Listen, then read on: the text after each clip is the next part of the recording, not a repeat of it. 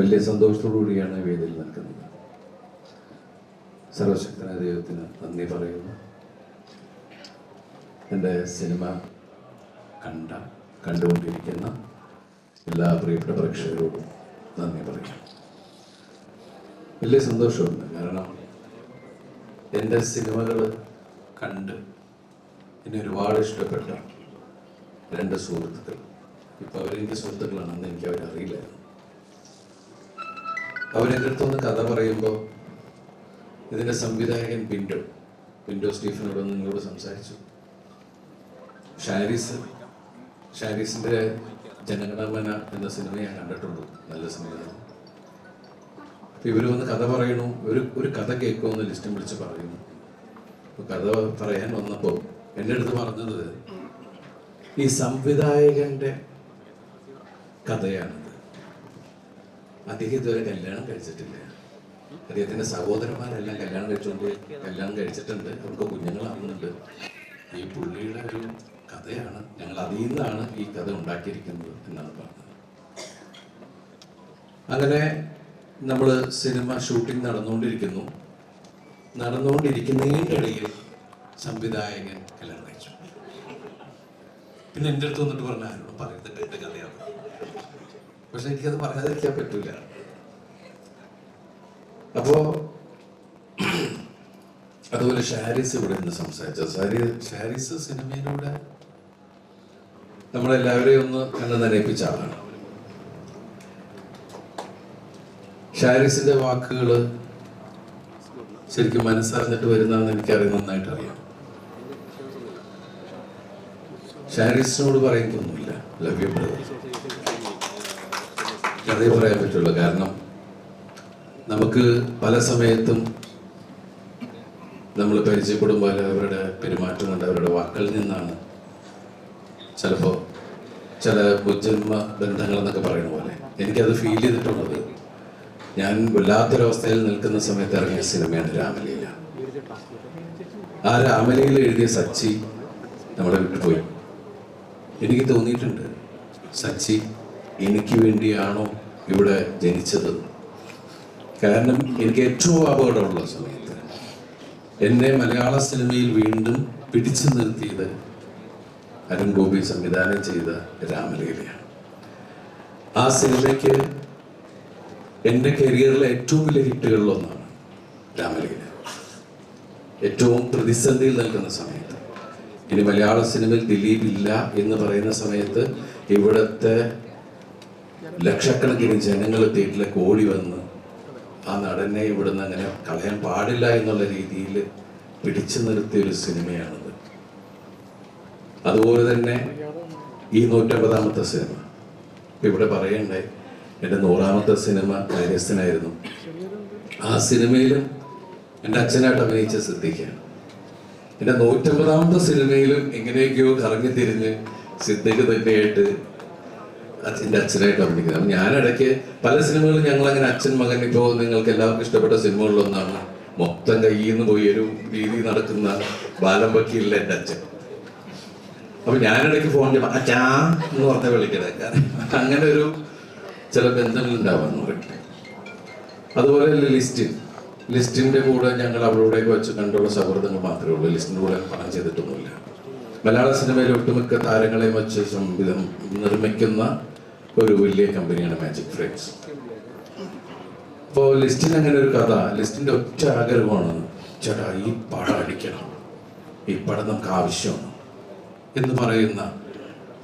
കാരണം ഞാനൊരു നിർമ്മാതാവാണ്, അദ്ദേഹത്തിൻ്റെ സുഹൃത്തുക്കളും അല്ലെങ്കിൽ മറ്റുള്ള ഹീറോസ് ഒക്കെ ആയിട്ട് സിനിമ ചെയ്യുന്ന ഒരാളാണ്. പക്ഷേ ഇപ്പോൾ ഷാരിസ് പറഞ്ഞ പോലെ അദ്ദേഹത്തിൻ്റെ ചെറുപ്പകാലത്ത് ഞാൻ അദ്ദേഹത്തെ ഒരുപാട് ചിരിപ്പിച്ചിട്ടുണ്ട് എന്നുള്ളതാണ്, അല്ലെങ്കിൽ ചിന്തിപ്പിച്ചിട്ടുണ്ട്. എൻ്റെ സിനിമകൾ ഒരുപാട് ഇഷ്ടമായിരുന്നു ഇഷ്ടമാണ് എന്ന് സംസാരിച്ചുകൊണ്ടിരിക്കുന്ന ലിസ്റ്റിന് ഈ സിനിമ മറ്റെന്തിനേക്കാളും വലുതായിട്ടാണ് എനിക്ക് പ്രവൃത്തിയിൽ തന്നെ തോന്നിയിട്ടുള്ളത്. സത്യം പറഞ്ഞ ഈ സിനിമ വരുമ്പോൾ, ഈ സിനിമ റിലീസാവുന്ന നിമിഷം വരെ വലിയ പരസ്യങ്ങളൊന്നും ഇല്ലാതിരുന്ന സിനിമയാണ്. ഈ സിനിമയ്ക്ക് ഏറ്റവും കൂടുതൽ പരസ്യം തന്നത് ഇവിടുത്തെ മലയാളി പ്രേക്ഷകരാണ്. കാരണം മൗത്ത് പബ്ലിസിറ്റി എന്ന് പറയുന്ന ആ പബ്ലിസിറ്റി ഏറ്റവും വലുതാണ്. പ്രത്യേകിച്ച് ഇന്നത്തെ അവസ്ഥയിൽ നമുക്ക് ഒരാൾ ഒരു കാര്യം പറഞ്ഞാൽ അത്രയും വേഗത്തിലാണത് ലോകത്തിൻ്റെ മുമ്പിലേക്ക് എത്തുന്നത്. അതിന് സഹായിക്കുന്നത് ശരിക്കും പറഞ്ഞാൽ ഈ സിനിമയിൽ ഏറ്റവും എടുത്തു പറയേണ്ട ഒന്ന് തന്നെയാണ് നമ്മൾ സോഷ്യൽ മീഡിയയിലൂടെ. കാരണം ഈ സിനിമയുടെ ഒരു വലിയ പ്രസ് മീറ്റും കാര്യങ്ങളുമൊക്കെ വെക്കുന്ന സമയത്ത് ഒരു കൊച്ചു വേളിയിൽ നിന്നാണെങ്കിൽ നമുക്ക് വേണമെങ്കിൽ ഈ സിനിമയുടെ മൊത്തം കഥ പുറത്തേക്ക് പോകാം. അപ്പോൾ അതുകൊണ്ട് തന്നെയായിരിക്കും ഇതിൻ്റെ എല്ലാവരും ചർച്ച തീരുമാനിച്ചു നമുക്ക് ഈ സിനിമ കഴിഞ്ഞിട്ട് നമുക്ക് മീഡിയയുമായി നമുക്ക് തുറന്ന് സംസാരിക്കാം. കാരണം എന്താ വെച്ചിട്ടുണ്ടെങ്കിൽ ഇപ്പം ഈ സിനിമ എനിക്ക് തോന്നുന്നു നിങ്ങൾ ഒട്ടുമിക്ക ആൾക്കാർ കണ്ടിട്ടുണ്ടാവും. അപ്പോൾ എന്തുകൊണ്ടാണ് ഇന്നത്തെ നമ്മുടെ ലൈഫിൽ സോഷ്യൽ മീഡിയയുടെ പ്രസക്തി എന്താണെന്ന് നമുക്ക് എല്ലാവർക്കും അറിയാം. ഇപ്പം ഇവിടെ നിൽക്കുന്നത് നമുക്ക് പ്രൈവസി ഏറ്റവും കൂടുതൽ ആഗ്രഹിക്കുന്ന ഒരാൾക്ക് ഒരു പ്രൈവസിയും ഇല്ലാത്തൊരു ലോകത്താണ് നമ്മൾ ജീവിക്കുന്നത്. കാരണം നമുക്ക് പറയാനുള്ളത് ഇപ്പം നിങ്ങളെല്ലാവരും ഇവിടെ ക്ഷണിച്ചത് നന്ദി പറയാൻ നിങ്ങളോടും നിങ്ങളിത് എത്തിക്കുന്ന ആൾക്കാരോടും അത് കാണുന്നവരോടും കണ്ടുകൊണ്ട് നിൽക്കുന്നവരോടും നന്ദി പറയാനാണ് ഇങ്ങനെ ഒരു വേദി ശരിക്കും പറഞ്ഞ് ഞങ്ങളെല്ലാവരും കൂടി ഒരുക്കിയിരിക്കുന്നത്. നേരിട്ട് സംസാരിക്കാൻ, ലോകത്തിനോട് സംസാരിക്കാൻ, നിങ്ങളോട് സംസാരിക്കാൻ. അതുപോലെ തന്നെ ഈ സിനിമയുടെ ക്യാമറമാനാണ് രണദേവ. അദ്ദേഹം ഇവിടെ ഇതുവരെ വന്നിട്ടില്ല. അദ്ദേഹത്തിൻ്റെ ഗംഭീര വർക്കുകൾ ഒന്നാണ്. അതുപോലെ എൻ്റെ സംഗീത സംവിധായകൻ സനൽ, അദ്ദേഹത്തിൻ്റെ ആദ്യത്തെ സിനിമയാണ്. ഇതിൽ എൻ്റെ കൂടെ അഭിനയിച്ച നായിക, ഞാൻ ഈ കഥ കേട്ടപ്പോൾ ഇവരോട് ആദ്യം പറഞ്ഞത് ആ കഥാപാത്രമാണ് ഈ പടത്തിൻ്റെ ഹീറോ. ആ കഥാപാത്രം നന്നായില്ലെങ്കിൽ ഈ സിനിമ നമുക്ക് ഒരിക്കലും വിജയിക്കില്ല. പക്ഷെ അവർ പല കുട്ടികളെ ഇങ്ങനെ നോക്കി അവസാനം അവരെത്തിയത് റാണിയ റാണ എന്ന ഒരു വലിയ കലാകാരിയിലാണ്. റാണിയെക്കുറിച്ച് പറയുകയാണെങ്കിൽ എനിക്കറിയാവുന്നത് കലാമണ്ഡലത്തിലെ പ്രോഡക്റ്റാണ് അവർ. അതുപോലെ ഒരുപാട് കുട്ടികൾക്ക് ക്ലാസ് എടുക്കുകയും അവർക്ക് വിദ്യാഭ്യസിപ്പിക്കുകയും ചെയ്യുന്ന ഒരു വലിയ കലാകാരി. അവരുടെ മനസ്സിൽ മുഴുവൻ സിനിമകളായിരുന്നു. ഒരു ദിവസം അത് വർക്കൗട്ട് ആവുമെന്ന് അറിയില്ല. നമ്മൾ സിനിമയെ ഒരുപാട് സ്നേഹിക്കുമ്പോൾ സിനിമ നമ്മളെ തേടി നമ്മളിലേക്ക് വരും. അങ്ങനെ കൊണ്ടുതന്ന ഒരു വലിയ കലാകാരി. എൻ്റെ കൂടെ ഒരുപാട് നായികന്മാർ മലയാള സിനിമയിൽ ഒരുപാട് ലാംഗ്വേജിൽ അഭിനയിച്ചിട്ടുള്ള നായികന്മാർ എൻ്റെ കൂടെ അഭിനയിച്ചിട്ടുണ്ട്. ആദ്യകാല സിനിമകളിൽ എൻ്റെ കൂടെ വന്നിട്ടുണ്ട്. അതുപോലെ നമുക്ക് മലയാള സിനിമയ്ക്ക് കിട്ടിയ ഒരു വലിയ കലാകാരിയാണ് റാണിയ റാണ. അതുപോലെ തന്നെ മീനാക്ഷി മാധവി, അവരുടെ രണ്ടാമത്തെ സിനിമയാണ്. എൻ്റെ രണ്ട് നായകന്മാരാണ്. ഒരു ഏരിയയിൽ ശരിക്കും പറഞ്ഞാൽ ഫസ്റ്റ് ഹാഫിൻ്റെ ഒരു ഏരിയ തന്നെ അന്ന എന്ന് പറയുന്ന കഥാപാത്രമാണ് മുന്നോട്ട് കൊണ്ടുപോയിട്ടുള്ളത്. ഞാൻ അതിനു മുമ്പ് മീനാക്ഷിയുടെ സിനിമ കണ്ടിട്ടുള്ളത് മധുരം മനോഹരം. ആ സിനിമയിലാണ് അതൊരു റിയലിസ്റ്റിക് ആയിട്ട് അഭിനയിക്കുന്നു. സത്യം പറഞ്ഞാൽ ഇപ്പോൾ ഉള്ള ആൾക്കാർ അത്രയും ഗംഭീരമായിട്ട് അഭിനയിക്കുന്നത്.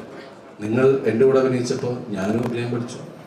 നിങ്ങൾ അല്ലെ ആ ഒരു ഗിവ് ആൻഡ് ടേക്ക് ഭയങ്കരമായിട്ട് എല്ലാവരിലും നിന്നും ഉണ്ടായിരുന്നു. അതുപോലെ തന്നെ ജെസ്സി മമ്മീനെ നിങ്ങളാരും മറക്കൂല, അറിയാലോ. അപ്പം അങ്ങനെയുള്ള കഥാപാത്രങ്ങൾ. പിന്നെ എനിക്ക് എടുത്തു പറയേണ്ട ആള് ഇപ്പോൾ പ്രിൻസ് ആൻഡ് ഫാമിലിയിലെ എൻ്റെ അനിയന്മാർ രണ്ടുപേരുണ്ട്. ഒന്ന് ധ്യാനം, ഒന്ന് ജോസൂട്ടി. ഞാൻ ആ സിനിമ കഴിഞ്ഞിട്ട് അദ്ദേഹത്തെ അവരാണ് വീട്ടിൽ വെച്ച് കണ്ടു. പിന്നെ ഞാൻ എപ്പോഴാണ് കാണുന്നത്. വളരെ തിരക്കുള്ള ആ കലാകാരനെ നമുക്ക് ഇന്നത്തെ മൊത്താണ് നമ്മുടെ. കാരണം ഈ സിനിമയുടെ ഒരു ഇന്റർവ്യൂവിലും അവിടെ കൊണ്ടുവന്ന് വെച്ചിട്ടില്ല. ഇന്ന് മുതൽ അല്ലെ 2 ദിവസം തരുമില്ലേ? ഇന്ന് മുതൽ നമുക്ക് ഇവനുണ്ട്. കാരണം പ്രിൻസ് ഓഫ് ഇന്റർവ്യൂസ് ആണ് അല്ലേ? ഇരിക്കട്ടെ. എല്ലാവർക്കും പ്രിൻസിന്റെ ധ്യാനിന്റെ ഇന്റർവ്യൂവിനെ ഒരുപാട് ഇഷ്ടമാണെന്നറിയാം. എന്തായാലും വലിയ സന്തോഷമുണ്ട് ഈ സിനിമയെ വലിയ വിജയത്തിലെത്തിക്കാൻ വേണ്ടി നിങ്ങൾ എല്ലാവരും തരുന്ന ഈ സ്നേഹത്തിന് ഒരുപാട് നന്ദി പറയുന്നു. എനിക്കൊരു അപേക്ഷ ഉള്ളത്, എങ്ങനെയാണെങ്കിലും എടുക്കാം, ഇത് റിക്വസ്റ്റാണ്, ഒന്നുമില്ല. കുറേ വർഷങ്ങൾക്ക് മുമ്പ് എന്നെ അടിച്ചിടാൻ വേണ്ടി കൂടുന്ന ആൾക്കാരല്ലേ നിങ്ങളൊക്കെ. ഇപ്പൊ ഒന്ന് എഴുന്നേറ്റ് നിൽക്കുന്ന സമയത്ത് എൻ്റെ കൂടെ നോക്കി. വലിയ സന്തോഷം. നിങ്ങളുടെ എല്ലാവരുടെയും അനുഗ്രഹങ്ങളും സഹായങ്ങളും പ്രാർത്ഥനകളും പ്രതീക്ഷിച്ചുകൊണ്ട് നന്ദി, ഒരുപാട് നന്ദി. താങ്ക് യു വെരി മച്ച് ദിലീപേട്ട. ദിലീപേട്ടൻ്റെ സൂപ്പർ ഡ്യൂപ്പർ ഹിറ്റ് ചിത്രങ്ങളുടെ നിരയിലേക്ക് മറ്റൊരു ചിത്രം കൂടി ഇതാ ചേർക്കപ്പെട്ടിരിക്കുകയാണ് പ്രിൻസ് ആൻഡ് ഫാമിലി. തീർച്ചയായും എന്നെന്നും പ്രേക്ഷകരും സിനിമാ സമൂഹവും നമ്മുടെ സ്വന്തം ദിലീപേട്ടന്റെ കൂടെ തന്നെ ഉണ്ടായിരിക്കും. നല്ല കേട്ടോ. Thank you very much. പിന്നെ അടുത്ത വേദിയിലേക്ക് സ്വാഗതം ചെയ്യും എൻ്റെ പ്രിയപ്പെട്ട സംവിധായകരിൽ ഒരാളെ ജോണിയെ കുറിച്ച് ഞാനൊന്നും പറഞ്ഞില്ല, ക്ഷമിക്കണം. നിങ്ങൾക്ക് എല്ലാവർക്കും അറിയാമല്ലോ, ഏറ്റവും കൂടുതൽ 90s അല്ല 2000-ലെ ഏറ്റവും കൂടുതൽ ആൾക്കാരെ കയ്യിലെടുത്തൊരു സിനിമയുടെ സംവിധായകൻ. അദ്ദേഹത്തിൻ്റെ ആദ്യത്തെ സിനിമ നിർമ്മിക്കാനുള്ള ഒരു അവസരം എനിക്ക് കിട്ടി. ജോണി ആൻ്റണി. ഇതിൽ ഞാനും ജോണിയൊക്കെയുള്ള കോംബോ ഭയങ്കര രസമായിരുന്നു എന്നെല്ലാവരും പറഞ്ഞു. വലിയ സന്തോഷം. അതുപോലെ ഇതിൽ വരാത്ത ഒരാളുണ്ട്, ബിന്ദു പണിക്കർ ഇവിടെ എത്തിയിട്ടില്ല. ബിന്ദു ആണെങ്കിലും സിദ്ദിഖുള്ള ഞങ്ങളുടെ കോംബോ അത് ഒരുപാട് തവണയായിട്ടും എല്ലാവർക്കും ബോറടിക്കാതെ അത് ഇഷ്ടപ്പെടുകയും രണ്ട് കൈ നീട്ടി സ്വീകരിക്കുകയും ചെയ്തു. അതിൽ വലിയ സന്തോഷം. Thank you.